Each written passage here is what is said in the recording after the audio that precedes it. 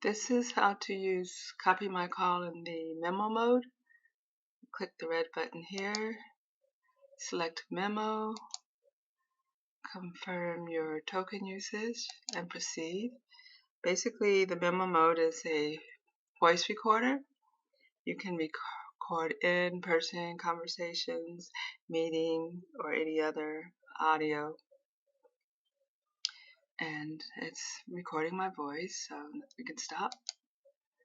And we can process the memo, or if you're doing something like this, making a voice memo, and you don't like it because you stumble, you can redo it, or you can download it as an audio file, or